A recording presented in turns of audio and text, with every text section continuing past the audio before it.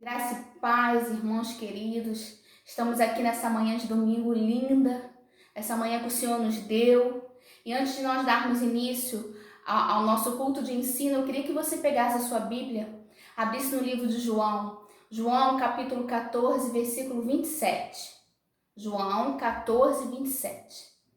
Abra a sua Bíblia para a gente poder ler então esse texto nessa manhã. Diz assim a palavra: Deixo-lhes a paz. A minha paz lhe dou. Não a dou como o mundo a dá. Não se perturbe os seus corações, nem tenha medo. Vou ler novamente. Deixo-lhes a paz. A minha paz lhe dou. Não a dou como o mundo a dá. Não se perturbe os seus corações, nem tenha medo. Diz para o seu parente que está ao seu lado, seu filho ou seu marido, diz para ele assim, ó, não tenha medo, pois o Senhor nos dá a paz que excede todo entendimento. Que nessa manhã você seja tomado por essa paz, tomado por um tempo de tranquilidade. Eu não sei como você chegou nessa manhã, não sei como você acordou, mas eu quero declarar que sobre ti está a paz que excede todo o entendimento. Bem, querido? Queria que você ficasse de pé na sua casa. Nós vamos estar orando ao Senhor nessa manhã para a gente estar dando início à nossa aula. Feche os seus olhos.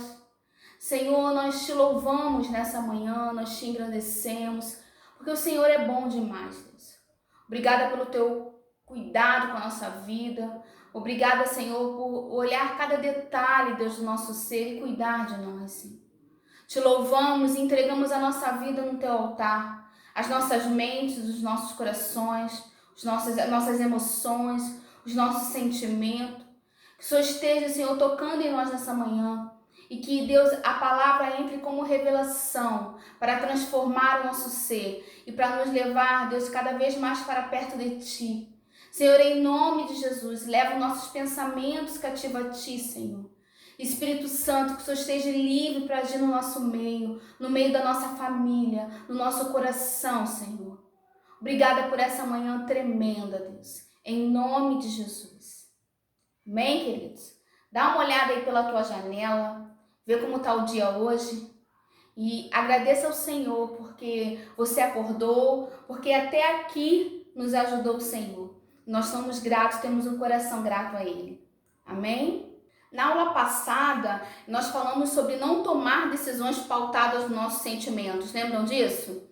E sim de acordo com a palavra de Deus, com aquilo que Deus diz a respeito daquela situação ou circunstância. E hoje nós vamos abordar um tema muito importante e bastante pertinente para o momento que nós estamos vivendo hoje. O tema é o seguinte: as palavras são o combustível das emoções. Diz para o seu irmão aí do seu lado na sua casa. As palavras são o combustível das emoções. Eu gostaria que você pegasse sua Bíblia agora e abrisse no livro de Números, no capítulo 13. Números, capítulo 13. Lembrando que as nossas aulas é uma sequência de aulas que estão baseadas num tema central, que é vivendo além dos sentimentos, amém? Então, hoje nós vamos abordar o tema As palavras são o combustível das emoções. Vamos lá? Conseguiu abrir? O livro de Números, capítulo 13. Irmão, se eu ler algum nome desse errado, vocês me perdoem, tá? São nomes diferentes, a gente não está muito habituado. Vamos lá, querido. Diz assim, capítulo 1. E o Senhor disse a Moisés: envie alguns homens em missão de reconhecimento à terra de Canaã, terra que dou aos israelitas. Envia um líder de cada tribo dos seus antepassados. Assim, Moisés enviou do deserto de Parã, conforme a ordem do Senhor. Todos eram chefes dos israelitas. São estes os nomes da tribo de Ruben, Samuá, filho de Zacur. Da tribo de Simeão, Safate, filho de Ori. Da tribo de Judá, Calebe, filho de Jefoné. Da tribo de Zacar, Gigeal, filho de José. Da tribo de Efraim, Oséias, filho de Num. Da tribo de Benjamim, Palti, filho de Rafu. Da tribo de Zebulon, Gadiel, filho de Sodi. Da tribo de José, isto é, da tribo de Manassés, Gadi, filho de Suzi. Da tribo de Dan, Amiel, filho de Gemali. Da tribo de Asser, Setur, filho de Micael. Da tribo de Naphtali, Nadi, filho de, eu acredito que seja Vofishi. Da tribo de Gade, Gel, filho de Maqui. São esses os nomes dos homens que Moisés enviou em missão de reconhecimento do território. A Oséias, filho de Num, Moisés deu o nome de Josué. Quando Moisés os enviou para observar em Canaã, dissem: subam pelo Neguebe e prossigam até a região montanhosa. Vejam como é a terra e se o povo que vive lá é forte ou fraco, se são muitos ou poucos, se a terra em que habita é boa ou é ruim, se as cidades em que vive são cidades sem muros ou fortificadas, se o solo é fértil ou pobre, se existe ali florestas ou não. Sejam corajosos, tragam alguns frutos da terra. Era a época do início da colheita das uvas. Eles subiram e observaram a terra desde o deserto de Zin até Reob, na direção de Lebo-Amate. Subiram do Neguebe e chegaram a Hebron, onde vivia a Aimã, Sesá e Talmai, descendentes de Enaque. Hebron havia sido construída 7 anos antes de Zoan, no Egito. Quando chegaram ao vale de Escol, cortaram um ramo do qual pendia um único cacho de uva. 2 deles carregaram cachos, pendurado numa vara. Colheram também romãs e figos. Aquele lugar foi chamado de Vale de Escol, por causa dos cachos de uva que os israelitas cortaram ali. Ao fim de 40 dias, eles voltaram da missão de reconhecimento daquela terra. Eles então retornaram a Moisés e Arão e a toda a comunidade de Israel em Gades, no deserto de Parã, onde prestaram relatório a eles e a toda a comunidade de Israel, e lhes mostraram os frutos da terra. E deram o seguinte relatório a Moisés: entramos na terra a qual você nos enviou, onde manam leite e mel. Eis que estão aqui alguns frutos dela. Mas o povo que lá vive é poderoso, e as cidades são fortificadas e muito grandes. Também vimos descendentes de Enaque. Os amalequitas vivem no Neguebe. Os hetitas, os jebuseus e os amorreus vivem na região montanhosas. Os cananeus vivem perto do mar, junto ao Jordão. Então Calebe fez o povo calar-se perante a Moisés e disse: subamos e tomemos posse da terra, é certo que venceremos. Mas os homens que tinham ido com ele disseram assim: não podemos atacar aquele povo, é mais forte do que nós. E espalharam entre os israelitas um relatório negativo acerca da terra. Disseram: a terra para a qual fomos em missão de reconhecimento devora os que nela vivem. Todos os que vimos são de grande estatura. Vimos também os gigantes, os descendentes de Enaque, diante de quem parecíamos gafanhoto, nós a eles. Queridos, essa passagem, ela relata Moisés, que seguindo uma ordem de Deus, envia então esses 12 homens. E esses 12 homens tinham uma posição de liderança no grupo ao qual eles pertenciam. Então Moisés manda esses homens para espiar, para fazer o reconhecimento da terra de Canaã. O papel desses homens era relatar os pós e os contras da terra. E a partir desse reconhecimento, eles iriam buscar uma estratégia de conquista.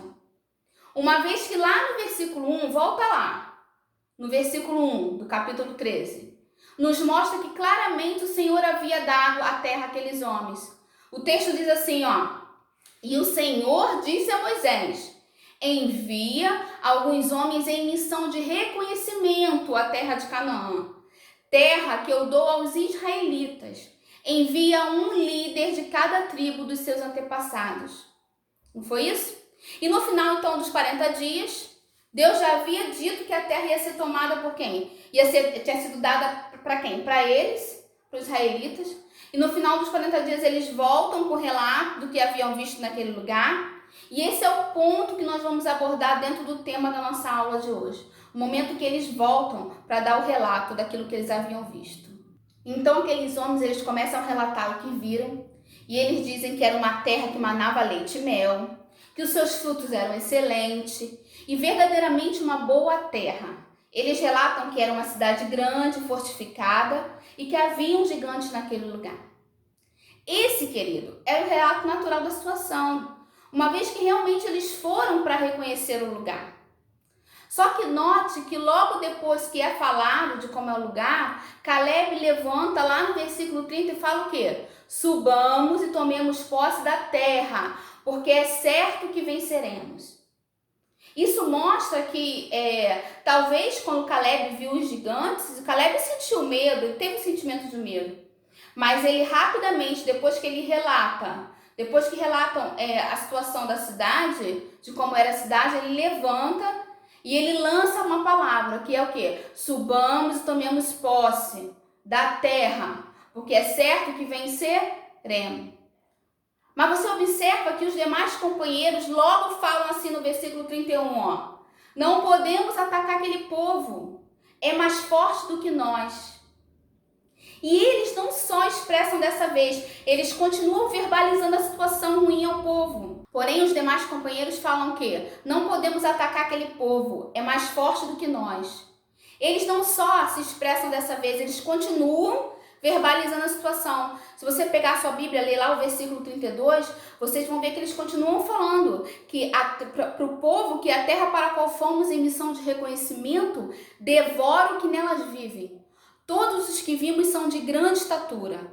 Vimos também os gigantes, descendentes de Enac, e eles continuam relatando tudo aquilo de ruim que eles viram. Note uma coisa, querido. Eles não só tiveram sentimentos ruins, como eles também expressaram esses sentimentos. Até que eles foram tomados pelo medo. Eles não só foram tomados pelo medo, e eles ainda transferiram o medo a todo o povoado. Note uma coisa, o problema não foi dar o relatório real daquela cidade. Realmente era uma cidade excelente, mas haviam gigantes e era uma cidade fortificada. Esse era o relatório real. O problema é que eles continuaram verbalizando o sentimento de medo que tiveram, e isso é que paralisaram eles. Eles não só foram tomados pelo medo, como eles fizeram com aquele povo fosse tomado pelo medo e se rebelasse contra Deus. Se você ler o capítulo 14 de Números, você vai ver como o povo se posicionou diante do medo que eles tiveram, porque aqueles homens relataram o medo que eles foram tomados. Diga para o seu irmão que está do seu lado na sua casa: nossas palavras dão expressão verbal aos nossos sentimentos. Repita para ele: nossas palavras dão expressão verbal aos nossos sentimentos. Querido, entenda uma coisa. Nós não estamos imunes a termos sentimentos ruins. Esses sentimentos podem vir dentro de nós. Sobre nós, ou através de uma situação, ou de nós sentirmos em relação a alguém. Mas quando nós verbalizamos esses sentimentos, nós só pioramos a situação que nós estamos. Porque, querido, as palavras, elas são reservatório de poder.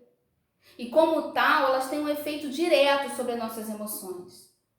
As suas palavras, elas são reservatório de poder. Ela tem efeito direto sobre as suas emoções. Elas dão um combustível para o nosso bom e o nosso mau humor.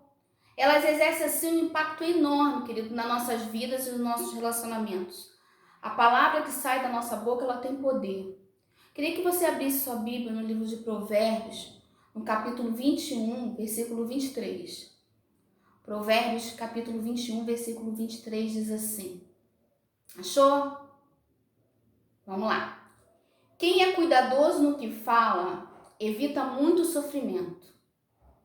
Diga assim para o seu irmão que está na sua casa, do seu lado.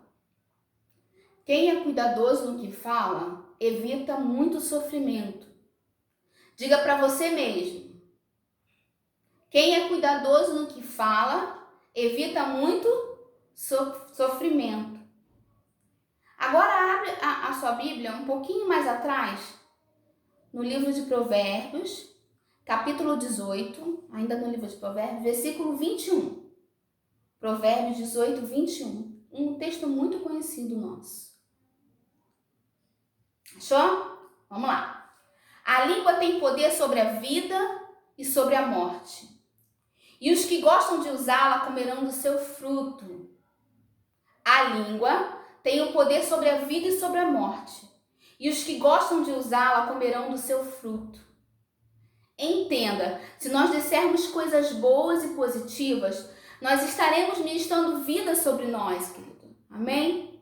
Porém, se nós dissermos palavras negativas, nós vamos ministrar morte e infelicidade a nós mesmos. E ainda aumentaremos a nossa tristeza. Nos tornamos pessoas mal-humoradas e amargas. O que você quer para você, vida ou morte? O que você deseja nessa manhã? Ser tomado por pensamentos e expressões positivas daquilo que você está pensando, ou ser tomado de pensamentos negativos e amargurados? O que você quer nessa manhã? Vou te contar uma história. Havia uma menina chamada Patrícia e ela estava desempregada há 3 anos. Normalmente ela era uma menina otimista e alegre. E naquela manhã ela tinha uma entrevista de emprego depois de tanto tempo. Ela acordou um pouco indisposta. E logo ao sentar na mesa para tomar café, ela disse para sua mãe assim: hoje eu acordei um pouco desanimada. Gostaria que essa entrevista fosse outro dia, não estou bem disposta hoje. Então ela se arrumou e saiu para a entrevista. Quando ela foi pegar o metrô, ela percebeu que a linha na qual ela iria estava atrasada. E, consequentemente, ela se atrasaria para chegar na entrevista. Nessa altura, ela já estava chateada, nervosa, bastante irritada com toda aquela situação. E ela diz assim, hoje não é o meu dia. Quando, enfim, ela consegue saltar na estação, não consegue encontrar o endereço certo da entrevista. E ela declara assim, vou chegar atrasada, não vou conseguir um emprego e ainda passarei a imagem de desorganizada. Enfim, ela chega no lugar. Entra esbaforida no prédio, pega o elevador e, sem menos dar um bom dia, ela declara para o homem que estava no elevador assim: que dia é esse? Ao chegar no lugar da entrevista, já cansada e totalmente desanimada, ela percebe que o entrevistador era o homem que estava no elevador com ela. E ela declara em voz baixa: não acredito. Agora mesmo que eu não vou conseguir um emprego. Então a entrevista começa e durante toda a entrevista ela não dá um sorriso. Ela não consegue expressar nenhuma das experiências anteriores de maneira clara. E no final da entrevista, ela não consegue um emprego. Então ela volta para casa arrasada e sem perspectiva. Querido, essa é uma história fictícia, mas ilustra muito bem o poder de vida ou morte que a nossa língua tem sobre nós. É fictícia essa história, mas muitos de nós já vivenciamos histórias parecidas na nossa vida. Já tivemos comportamentos como o da Patrícia. E podemos observar que cada vez que a gente declara algo que não está de acordo com a palavra de Deus, aquilo que a gente declara toma o nosso ser. Então, nossas palavras têm o poder de vida ou de morte. Diga assim para o seu irmão que está ao seu lado: você não pode controlar o vento, mas pode ajustar as velas. Diga para outro irmão ou para você mesmo na sua casa: você não pode controlar o vento, mas pode ajustar as velas. Eu digo para você nessa manhã: você não pode controlar o vento, mas pode ajustar as velas. Não temos o controle sobre algumas circunstâncias da nossa vida, mas nós podemos escolher como nos posicionarmos e como nós vamos expressar de maneira certa, pois nós temos o domínio próprio sobre nós mesmos, amém? Você pode não ter o controle sobre a circunstância, mas você pode escolher como se expressar e como se posicionar diante de um problema. O que dizemos em tempos difíceis, querido, guarda isso no teu coração. Determina por quanto tempo a dificuldade irá durar e o grau da intensidade dessa dificuldade. Repete isso para o teu irmão aí do teu lado. O que dizemos em tempos difíceis determina por quanto tempo, querido, irá durar e o grau da intensidade dessa dificuldade. Hoje nós estamos vivendo momentos difíceis. Uma grande pandemia assola o mundo e esse é um relato real dos dias de hoje. Mas qual será o nosso posicionamento diante desse caos? Nós iremos disseminar o medo em nós, iremos disseminar o medo na nossa família, na nossa sociedade, assim como os companheiros de Caleb fizeram? Ou nós iremos confiar em Deus e na força do seu poder? Qual será a sua decisão nessa manhã? Você vai se desesperar em meio às circunstâncias e vai disseminar o medo, o desespero, o pânico no meio da sua família, em você mesmo? Ou você vai decidir se posicionar como Caleb e confiar em Deus e na força do seu poder? Lembre-se, a sua língua tem o poder sobre a vida e sobre a morte. Libere a vida, querido. Diga para o seu irmão assim, libera a vida, profetiza, libera a palavra, seja otimista, amém, querido? Libere a palavra, profetize nesse tempo de caos, nós vamos profetizar vidas. Faça como Caleb. Esse vírus pode ser feroz, querido. Estamos vivendo realmente um vírus? É feroz. Mas o que nós vamos fazer? Vamos ficar repetindo sobre o vírus? Ou vamos nos levantar e falarmos como Caleb? Ei, o relatório já foi dado. Então, subamos e tomemos posse da terra. Porque nós somos o quê? Mais que vencedores, querido. Venceremos esse inimigo. Porque nós fazemos parte de um exército bem treinado. E sabe quem lidera esse exército? É Jesus. Jesus é que está à frente da nossa batalha. Logo, nós somos mais que vencedores, queridos. Diga para o seu irmão assim, você é mais que vencedor. A vitória é certa. Ao invés de colocarmos os nossos olhos e com a nossa boca expressarmos sentimentos negativos diante da situação, medo, pânico, nós vamos abrir a nossa boca e vamos profetizar, amém, querido? Quando esse tempo passar, querido, nós vamos ver que os campos estão prontos para a colheita. Será o melhor tempo da igreja. Nós temos ouvido muitos pastores falando sobre isso, muitos líderes, muitos profetas. Será um tempo de grande colheita, querido, para a igreja. Então, hoje é tempo de nós profetizarmos, de liberarmos palavras de vida. Falar para o seu irmão, a sua língua irá liberar nessa manhã palavras de vida. Amém? Quando você for conversar com alguém, através do Skype, ou através do WhatsApp, Facebook, seja a ferramenta que você for usar, libere vida. Amém? Porque você é mais que vencedor. E o Senhor não perdeu o controle de nada nessa terra. Nós vamos terminar a nossa aula de hoje aqui nesse ponto. E eu queria te convidar a ficar de pé. Nós vamos orar novamente. Nós vamos clamar ao Senhor para que Ele venha sobre nós.